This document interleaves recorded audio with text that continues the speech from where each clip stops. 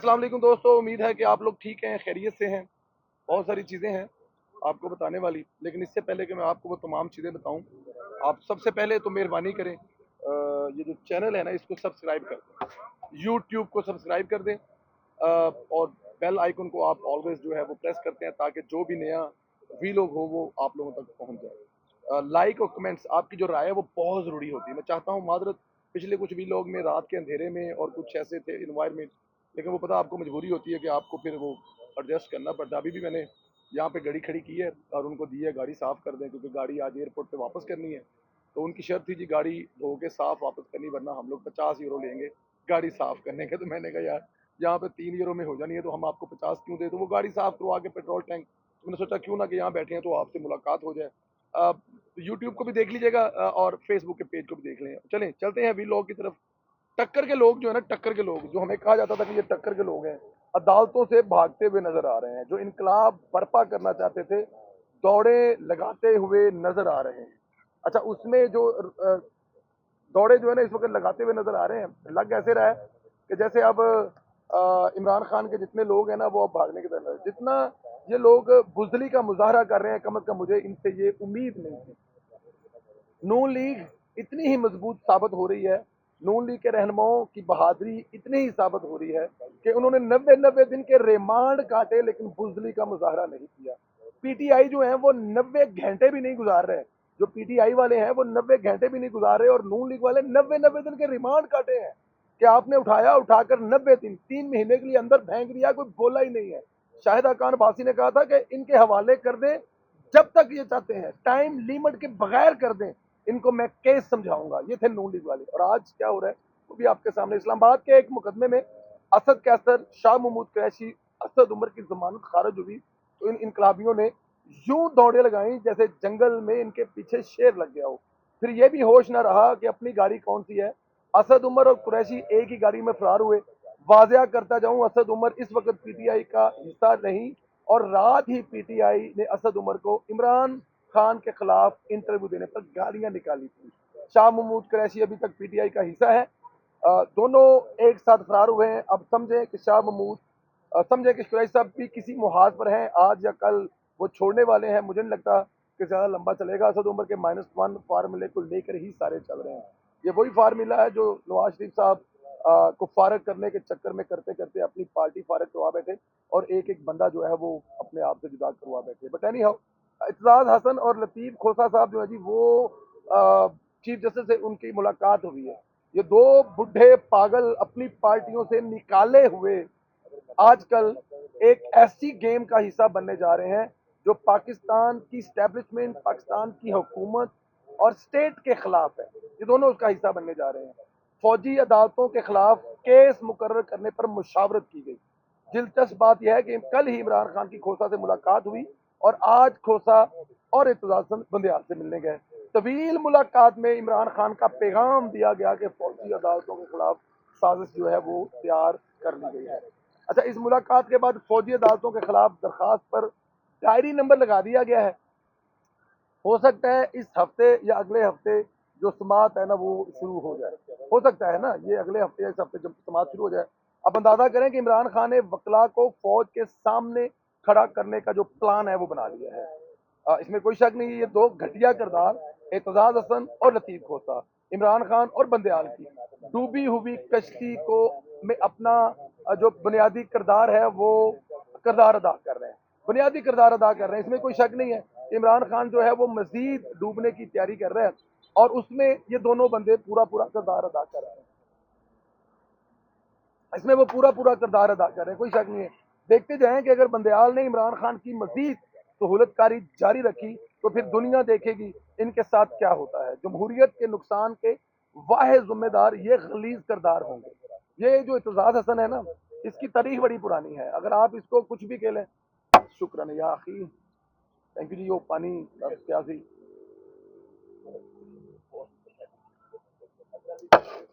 सज्जे हाथ नाल 3 घोट है पानी पीने। और ये जो अभी जिन्होंने ज्वाइन किया, ये जरा यूट्यूब को सब्सक्राइब कर दें। खैर नहीं, यही नहीं, बंदयाल ग्रुप ने इससे भी बड़ा जो है ना वो प्लान बना रखा है। वाकफान हाल बताते हैं कि बंदयाली ग्रुप सिर्फ हुकूमत के जाने का इंतजार कर रहा है। जैसे ही निगरान हुकूमत आएगी, इलेक्शन के फंड के केस में शहबाज शरीफ, इसहाक डार, चीफ इलेक्शन कमिश्नर को नाअहल करने का प्लान बनाया गया है। अब अंदाजा करें कि ये किस हद तक जाने का इंतजार कर रहे हैं, ये किस हद तक ये जा सकते हैं। यानी एक एक तीर से इमरान खान के कई शिकार किए गए इस हुकूमत के। इसलिए हुकूमत को फूंक फूंक कर कदम रखने चाहिए इस प्लान का नाकाम बनाने के। ज़ाहिर है अपनी प्लानिंग जरूर रखनी चाहिए, वो ना हो कि हुकूमत जाते ही पुनामा वाली सूरत हाल हो जाए और नून लीग अगला इलेक्शन फिर अपने हाथ से निकलवा ले। तो इसलिए ये ख्याल करना पड़ेगा, आपने जो साल सवा साल में किया है वो बहुत ज्यादा है इस कौम के लिए, इस मुल्क के लिए, इस मुल्क की अवाम के लिए। लेकिन ये बहुत ज्यादा तकलीफ दे रहा है इमरान खान और उसके साथियों को। मुल्क सीधा कर दिया, बैंक नहीं होने दिया, IMF कर्जा नहीं दे रही, मुल्क फिर भी चल रहा है 35-40% तनहाएं, पेंशनें बढ़ा दी। ये वो तकलीफ है कि अवाम को सुख क्यों मिल रहा है और आने वाले वक्त में अवाम को मजीद सुख क्यों मिलेगा। नहीं देना किसी सूरत में सुख, बाकी आप खुद जिम्मेदार हैं। खैर, एक और बड़ी खबर यह है कि फराह गोगी और एसद जमील गुजर शदीद मुश्किल में आ चुके हैं और ये वो लोग हैं जिन्होंने फ्रंट मैन बनकर पिंकी पीएलनी के लिए बेतहाशा करप्शन की मुल्की खजाने को अरबों नुकसान पहुंचाया। दोनों के बच्चे पाकिस्तान छोड़ने जाने से रोक दिया गया। जी, फराह गोगी का बेटा और बेटी मुल्क छोड़कर जा रहे थे, FI ने उन्हें रोक दिया। हम पहले भी अपने खदशात का इजहार कर चुके हैं। फराह गोगी पहले ही बुशरा बीबी के खिलाफ अदारों को कुछ थोड़ियां गल्लां शायद इधर भी जा रही हैं प्लीज। मैंने कहा दोस्त को बता दूं कि शायद उनकी बातें आपको आ रही हो तो ताकि वो थोड़ी सी एहतियात कर लें। But any how, Farah Gogi पहले ही बुशरा बीबी के खिलाफ अदारों को बहुत कुछ दे चुकी हैं। अपनी जान छुड़ाने के लिए वो वादा मुआवजा बनने के लिए बिल्कुल तैयार बैठी हैं। वैसे भी बच्चे सबको प्यारी होते हैं और अक्सर लोग बच्चों से ही ब्लैकमेल होते हैं। अब सारा ज़र्फ कहाँ नवाज शरीफ जैसा, जो अपनी मरती बीवी को लंदन छोड़कर आकर पाकिस्तानी अदालतों में पेश हो गया। कहाँ, जब नवाज शरीफ को पहली दफा 99 में मुशर्रफ कू में पकड़ा गया था तो 2 महीने यही नहीं बताया गया कि हसन और हुसैन कहाँ है। लेकिन कंप्रोमाइज नहीं किया, कनपटी पर पिस्तौल रखकर कहा था कि अभी चला देंगे, चला देंगे, कोई बात नहीं है। अब फराह गोगी या ये दूसरे तीसरे लोग और ये जो PTI की पूरी क्यादत है, ये कहाँ मुकाबला करेगी, जो बच्चों से दूर नहीं रह सकते। आपको कुछ और याद ना हो याद, लेकिन आपको फवाद साहब की तो याद है ना, जो 2 दिन में उनसे सिर्फ काशिफाज ने ये पूछा था, बच्चे याद आते थे तो वो रोना शुरू हो गए, सिर्फ 2 दिन में। ओरिजिनल जो केस होते हैं ना, तो जिसे कहते हैं ना कि जो जो सियासतदान होते हैं, जो लीडर होते हैं, फर्क नहीं पड़ता। बेनजीर साहिबा के हस्बैंड 10 साल जेलों में रहे, नवाज शरीफ साहब मुख्तलिफ अदवार में जेलों में रहे, दियारे गैर में फेंके गए, लेकिन कंप्रोमाइज कोई नहीं किया। बट एनी हाउ, इससे आगे चलते हैं। इधर इंसदाद दहशतगर्दी अदालत लाहौर अदालत ने इमरान खान, मियां असलम इकबाल हमादत समेत दीगर नाकाबिले जमानत वारंट जारी गिरफ्तार कर दिया। अदालत ने तफ्तीशी अफसर के कहने पर नाकाबिले जमानत, जाहिर है अगर वो कह रहे हैं जो तो काबू नहीं आ रहा है तो अब उनको पकड़ना है ना, तो पकड़ने के लिए फिर ऐसे तो कोई हमें चाहिए ना वारंट, ये ना हो कि हम वहां से पकड़े और वो पहले से अपना को अरेंज करके बैठे हो, क्योंकि सहूलतकारी तो मिल रही है ना। अदालतें जितना कर सकती हैं इस वक्त पाकिस्तान तहरीक इंसाफ के लिए कर रहे हैं। लगता यह है कि पाकिस्तान तहरीक इंसाफ का अदालतें कोई विंग है, या अदालतों का पाकिस्तान तहरीक इंसाफ कोई विंग है और वो विंग एक दूसरे को प्रोटेक्शन दे रहे हैं। वो आपके सामने मुल्जमान के खिलाफ थाना नसीराबाद और मॉडल टाउन पुलिस ने मुकदमा दर्ज कर रखे हैं। अब देखते हैं, अब कोई नीचे वाली अदालत आकर देती है या ऊपर वाली अदालत देती है, आगे कुछ ना कुछ तो अब होगा ना जी, ये तो पक्की बात है। परवेज लाई के हवाले से कल आपको खबर दी थी कि चौधरी शजात ने परवेज साहब से मुलाकात की है और परवेज लाई साहब ने बड़ी सिफारिशें करवा कर ये मुलाकात की है। परवेज लाई ने बाकायदा तौर पर माफी मांगी है, फिर इसके बाद परवेज लाई के लिए सख्तियां कम होनी शुरू हो गई हैं। जेल में B क्लास मिल गई है, फैसला महफूज हो गया है और आज जमानत मंजूर भी हो चुकी है। अब रहाई होती है या नहीं ये बात की बात है, लेकिन परवेज लाई के लिए नरमियां शुरू हो गई हैं। इसका साफ मतलब है कि चौधरी मोहम्मद सलेही को आग करने का फैसला हो चुका है, क्योंकि जाहिर है चौधरी मोहम्मद सलेही साहब जो है वो किसी सूरत में इमरान खान का भी साथ छोड़ेंगे, तो चौधरी साहब जो है वो इस उम्र में धक्के खा नहीं सकते। आखिर में पीपल्स पार्टी के रवैये पर बात करूंगा। मुझे दिल्ली तौर पर बड़ा दुख है, जमहूरी पार्टी है वो अपनी हुकूमत बनाएगी, अपना इलेक्शन लड़ेगी, लेकिन ये जमहूरी रवैये नहीं है। पीपल्स पार्टी इस वक्त गैर रवायती, गैर जमहूरी रवैयों का मुजाहरा कर रही है। पीपल्स पार्टी ने अच्छी वजारतें अपने पास रखी, मुश्किल वजारतें नून लीग के हिस्से में आई, अवाम में नून लीग बुरी बनी और सियासी सरमाया, समझ सकते हैं आप। पीपल्स पार्टी ने मजे की वजारतें इंजॉय की, बिलावल भुट्टो ने वजारत खारजा के जरिए पूरी दुनिया घूमी, अपनी लॉबिंग की और अपने सफारतकारी की, ये किया जनाब उन्होंने। मुल्क के लिए भी किया होगा, फायदा हुआ, लेकिन वजारत को ली जिसमें जाके पूरी दुनिया को बता सके वो असल वज़ीर के बेटे हैं, जुल्फ़कार अली भुट्टो के नवासे हैं और बेनज़ीर के बेटे हैं। इतना बड़ा प्रोटोकॉल लेके जाते होंगे तो वो वज़ीर बनने के लिए अपनी राहें हमवार कर रहे होंगे। लेकिन खैर, अब जब इलेक्शन करीब है तो पीपी वज़ादारी खत्म करती हुई नजर आ रही है।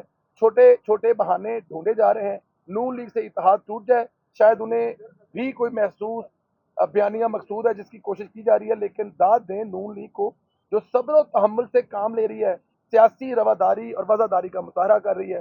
पीपल्स पार्टी शायद जमहूरियत से पूरा इंतकाम लेना चाहती है, इसलिए जमहूरियत दोस्ती असूलों और रवादारी के ऊपर ज़ाती मुफादात को रखा हुआ है। महज अपने बंदे को पीसीबी का चेयरमैनशिप दिलवाने के लिए नजम सेठी जैसे हीरे की कुर्बानी दी है। नजम सेठी उस वक्त पीसीबी के लिए बेहतरीन ऑप्शन थे। तारीख गवाह है कि जब सेठी साहब पीसीबी में रहे तो तरक्की ही आई, बेहतरी आई। पाकिस्तान में इंटरनेशनल क्रिकेट की वापसी लाने में सेठी साहब का बुनियादी किरदार है। पीएसएल को ब्रांड बनाना, सच अफसोस है कि आसिफ अली जरदारी साहब की सियासत की नजर हो गया। इतना हीरा बंदा जिसने पाकिस्तान क्रिकेट के लिए बहुत कुछ किया, मेरे अपने नॉलेज में है, मैं बड़ी अच्छी तरह उनको जानता हूँ, मेरी उनसे बातचीत भी होती है। ही इज़ वेरी काइंड और वो पाकिस्तानी क्रिकेट से मोहब्बत करते हैं। अपने जहन में ये चीज़ लेके जा रहे थे कि पाकिस्तानी क्रिकेट में 100% वापसी और यहाँ पर क्रिकेट के लिए बहुत काम हो। लेकिन क्योंकि यहाँ पे सियासत है, सियासत सबसे पहली है, बाकी सब चीज़ें बाद हैं, तो इसलिए सेठी साहब जो है वो भी सियासत की नज़र हो गए। उम्मीद करते हैं कि नून लीग की हुकूमत आएगी तो सेठी साहब 5 साल के लिए फिर पीसीबी के चेयरमैन जरूर बनेंगे। ये मेरी ख्वाहिश भी है, मेरे दिल की आवाज़ भी है और पाकिस्तान क्रिकेट की डिमांड भी है। इजाज़त चाहूँगा, बस आपसे वही रिक्वेस्ट है कि चैनल सब्सक्राइब ज़रूर कर दें, क्योंकि जब से मैंने आपसे कहना शुरू किया है चैनल के सब्सक्राइब की तादाद बड़ी तेज़ी से बढ़ रही है। आपसे गुजारिश है कि आप खुद भी किया करें, जो आपके पास कोई दोस्त यार बैठे हैं उनका फ़कड़ फ़ोन पकड़ कर उनसे भी किया करें और साथ में एंड में जो वीडियो है इसको व्हाट्सएप ग्रुपों में ज़रूर सेंड कर दिया करें। कीमती राय का मैं ऑलवेज मुंतज़िर रहता हूँ, इंतज़ार करता हूँ। ख्याल रखें, इजाज़त दें, खुदा हाफ़िज़।